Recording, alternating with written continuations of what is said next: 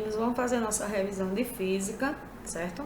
E nós vamos começar com o estudo de conceitos, certo? A gente vai ver o conceito de cinemática, que ele é muito importante para a correta compreensão de fenômenos físicos e de pleno entendimento da forma de se construir o raciocínio sobre diversos problemas dentro da física.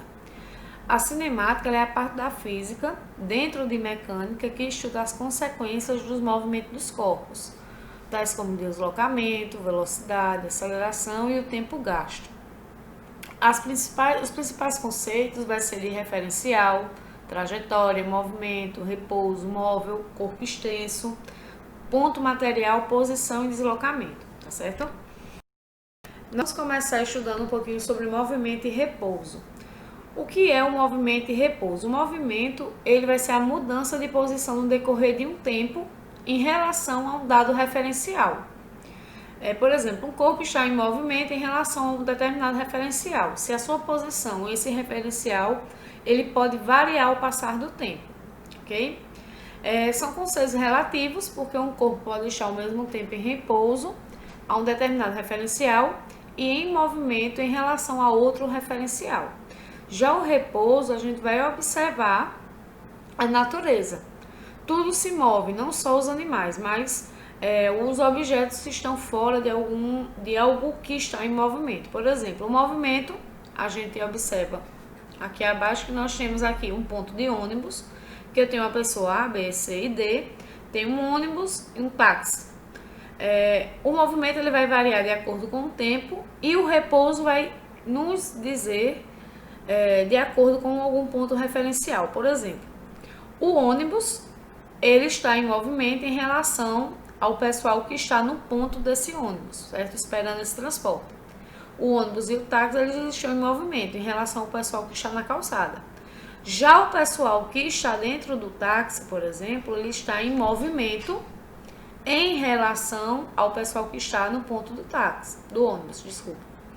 E o pessoal que está dentro do táxi ou do ônibus está em repouso se comparado aos automóveis, certo? Ao ônibus, ao táxi, porque eles é quem estão em movimento. Quem está dentro está em repouso. Nós vamos trabalhar também sobre deslocamento. O deslocamento é a diferença entre o ponto final e inicial de um trajeto. E para descobrir isso, a gente vai simplesmente diminuir. Ou seja, o deslocamento ele vai ser o seu ponto final menos o ponto atual. Aí nós vamos ter aqui um cálculo bem simples que vai me dar o valor desse deslocamento. A distância é a medida da trajetória. A posição vai ter duas posições, que é a final e a inicial. E aqui abaixo nós temos dois exemplos. Nós temos um ciclista que está no início, ele saiu do ponto -4 e ele foi até o ponto 3, certo? Aqui da nossa reta. Aí o meu deslocamento vai ser o seu ponto final, que é 3, menos o seu ponto inicial, que é -4. Fazendo aqui menos com menos mais, logo eu vou ter 3 mais 4, que é 7 km. Então, esse aqui é o valor do deslocamento. Outro exemplo aqui, aqui eu tenho uma linha reta e uma linha curva. O deslocamento é o mesmo. Agora, o trajeto é que vai mudar. Por exemplo, eu posso fazer o trajeto em linha reta, eu posso fazer o trajeto em linhas curvas. Aí nós vamos começar a ver a questão da velocidade média, que nós utilizamos muito quando se trata no cálculo da distância ou do tempo de um espaço. A velocidade escalar média é o fruto da razão do espaço pelo tempo, ok? É tanto que a nossa fórmula sempre é velocidade média igual ao deslocamento pelo tempo, ok? Há uma divisão. Aí como é que eu vou fazer? Para determinar a velocidade média, até o tempo em que o móvel permanece parado deve ser contabilizado por uma divisão. Imagine uma viagem feita entre duas cidades, distantes 300 km uma da outra, e o motorista tenha gasto 2 horas até um posto de combustível no qual permaneceu parado por 30 minutos, que é meia hora, e mais 1h30 até o destino final. Na determinação da velocidade média é preciso contabilizar o tempo parado, certo? Aí nós temos aqui um cálculo. A distância, que é o deslocamento, ΔS igual a 300 km. O tempo vai ser as 2 horas de viagem até o posto de combustível, mais meia hora parado lá nesse posto e mais 1h30 até o final da viagem, contabilizando 4 horas de viagem. Então, eu vou pegar 300 km, vou dividir por 4 horas e vai me dar como resposta 75 km por hora. Ou seja, a velocidade ela vai ser a distância pelo tempo, por isso que é quilômetro por hora ou metro por segundo.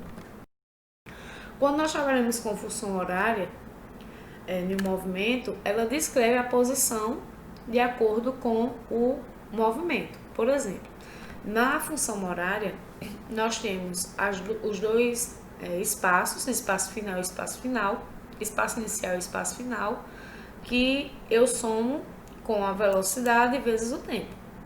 É uma expressão que a gente chama de função horária, que por meio dela podemos localizar em qualquer instante um móvel que se movimenta com velocidade constante, desde que saibamos o espaço inicial e sua velocidade. Aí nós usamos o macete utilizando a palavrinha sorvete. Ó.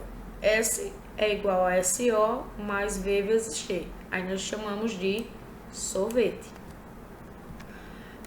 Continuando, nós temos a aceleração.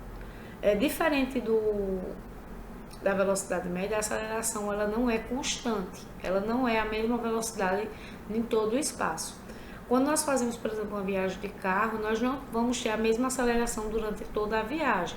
Vai ter espaço que precisaremos acelerar mais, vai ter espaço que precisamos acelerar menos. Então, a gente faz uma média de aceleração média naquele espaço, que é a fórmula bem parecida com a fórmula da velocidade média, que diz que a aceleração vai ser a velocidade dividido pelo tempo, ok? No movimento retilíneo uniformemente acelerado, onde a aceleração escalar é uma constante diferente de zero e a velocidade escalar varia uniformemente com o tempo. Como exemplo, nós temos aqui o exemplo do movimento mecânico, aqui é restrito à cinemática, ou seja, não é necessariamente conhecer as relações do movimento com as forças que ele associa. Nós temos aqui um exemplo abaixo que nos diz o seguinte: ΔV é igual a V2 e V1, a multiplicação, e a variação da velocidade do corpo. ΔT é ΔT2, aliás, o tempo 2 menos o tempo 1, é a variação do tempo correspondente. Sabe-se que no caso do movimento retilíneo uniforme, a aceleração escalar é uma constante independente do tempo, como o valor médio de uma constante igual, ok? Então, a aceleração nada mais vai ser do que a velocidade final menos a inicial, dividido pelo tempo final menos o inicial. Nós continuamos vendo um pouquinho sobre força. Nós temos alguns tipos de força aqui. Nós temos a força normal, que é uma reação normal do apoio, perpendicular à superfície e em plano inclinado. Nós temos a força peso, que é quando nós trabalhamos com a força gravitacional que o planeta exerce sobre os corpos. A força de atrito, que se opõe à tendência do escorregamento, é estático e não desliza, ou seja, não desliza. O valor da força de solicitação até o máximo. E o cinético, que desliza, ou o valor constante, ok? E nós temos a força centrípeta, que é a força em movimentos circulares, ou seja, ele faz um movimento em movimento circular. Nós temos a força elástica, que é aquela de deformação, por exemplo, uma mola, nós esticamos a mola e ela tem uma força de voltar ao seu tamanho original ou não. E a força de tração, que é a tensão de uma corda, é quando nós puxamos algum objeto, nós utilizamos a força de tração. A força é colocada sobre a corda e não sobre o objeto. Aí nós temos as 3 leis de Newton, ok?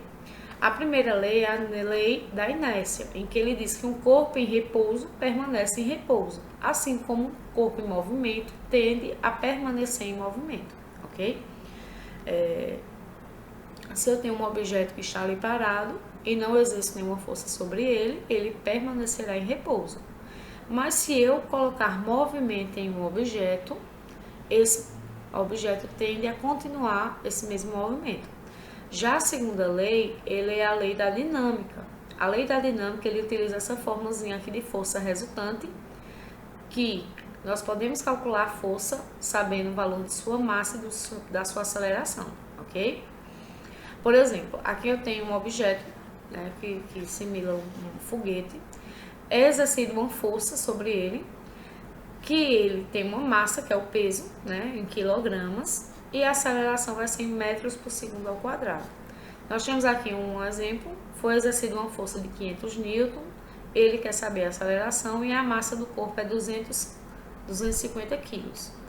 Pela fórmula, nós podemos transformar a fórmula de força em A igual a força dividido pela massa, que vai ser 500 dividido por 250, que vai me dar como uma aceleração de 200 metros por segundo ao quadrado. Já a terceira lei é a lei da ação e reação. Se o corpo aplicar uma força sobre o corpo, se o corpo A aplicar uma força sobre o corpo B, receberá deste uma força de mesma intensidade, direção e sentido contrário. Ou seja, toda ação que eu fizer vai me dar uma reação, ok? Um exemplo, se eu acelerar um carro, ele vai acelerar para frente. E o corpo que estiver dentro deste carro, ele vai ter uma reação contrária, ok? Ele vai fazer uma força contrária ao sentido que o carro saiu, ok? Força-peso. Quando nós trabalhamos com força-peso, eu trabalho com força gravitacional, ok? Nós temos um ponto gravitacional na Terra e em volta da Terra, tudo que está sobre ela vai ficar preso à superfície por conta dessa força gravitacional, que ela é sempre no sentido vertical, ok? Em volta da Terra, nós dizemos que nós temos uma órbita, né? E nós temos, por exemplo, satélites orbitando aqui. Mas por que esse satélite ele não cai, não é puxado pela força gravitacional? Porque esses satélites eles vão estar sobre uma certa velocidade, né? Uma velocidade muito alta. Ou seja, a partir de que ele permanece nessa velocidade, ele não consegue ser puxado pela força gravitacional da Terra, ok? Ao momento que esse satélite parar de exercer essa velocidade, ele tende a ser expelido, né, da órbita da Terra para o espaço ou puxado para a Terra. Aí, quando nós trabalhamos com força-peso, nós trabalhamos com essa fórmula, P igual a M vezes G. O P é a força-peso em Newton, M é a massa, que é o peso, e G é a força gravitacional de cada ambiente. Por exemplo, na Terra, a força gravitacional é de 10 metros por segundo ao quadrado aproximadamente. Aí aqui nós temos aqui algumas definições de gravidade. O que é uma gravidade? A gravidade é a força que regula os objetos em repouso. As conclusões sobre a existência da força da gravidade resultam da pesquisa de Isaac Newton, que foram aperfeiçoadas pelos estudos de Albert Einstein. Aí nós temos aqui as fórmulas os conceitos, né, das leis de Newton, as leis de movimento, as leis de inércia e tudo mais. E na segunda lei de Newton a gente tem a lei da força, né, que nos diz que uma força atua em um objeto é igual à massa do objeto vezes a sua aceleração, ok? E logo após nós trabalharmos com força, nós trabalhamos também com máquinas simples, né? Quando nós vamos exercer algumas funções aqui na Terra ou utilizar algum objeto, nós utilizamos os exemplos de máquinas simples. O que são máquinas simples? São pequenos objetos ou instrumentos que facilitam a execução de diferentes afazeres do nosso dia a dia, como um martelo, uma tesoura, uma alavanca, uma roldana, um plano inclinado, certo? Que isso pode servir como alavanca. Eles são exemplos de máquinas simples. Por exemplo, as máquinas como a alavanca, a mola e a roda são usadas principalmente para transmitir o movimento entre as diversas partes de uma máquina. Muitas das máquinas utilizadas no dia a dia incorporam algum elemento móvel. Quando isso ocorre, é necessário dispor de operadores que transformem a energia que é fornecida ao mecanismo em movimento e outros que transmitam esse movimento para outras partes da máquina. Aí nós temos os tipos de máquinas simples, que nós temos e as suas funções. Sistemas onde podem se acumular energia, como as molas ou as borrachas. Uma mola nada mais é do que um arame enrolado na forma helicoidal, certo? Em forma elíptica. Quando se exerce uma força sobre a mola, ela se deforma de maneira que seu comprimento aumenta ou diminui. Quando a força deformadora deixa de atuar, o comprimento da mola volta a ser o comprimento inicial.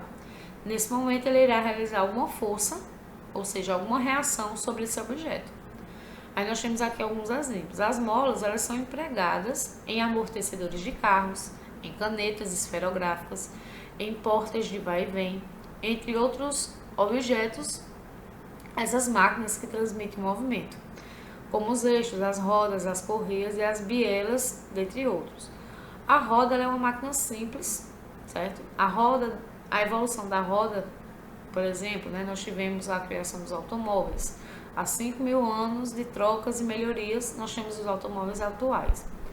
A roda é um elemento cilíndrico que gira ao redor de um eixo e de forma solidária a ele, fazendo com que ele se movimente também. Embora seja um operador bastante simples, tem sofrido modificações ao longo do tempo. Aí nós temos aqui sobre potência mecânica. A potência mecânica, ela se caracteriza pela rapidez de que determina o trabalho, certo? De acordo com o tempo.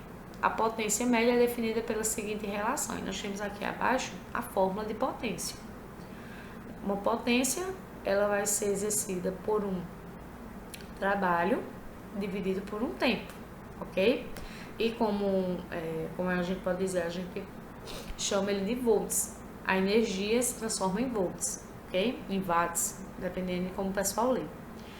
A potência, ela nada mais é quando a energia é considerada, se trata de energia cinética, ou seja, ela ganha velocidade e automaticamente ela também pode ser chamada de energia potencial.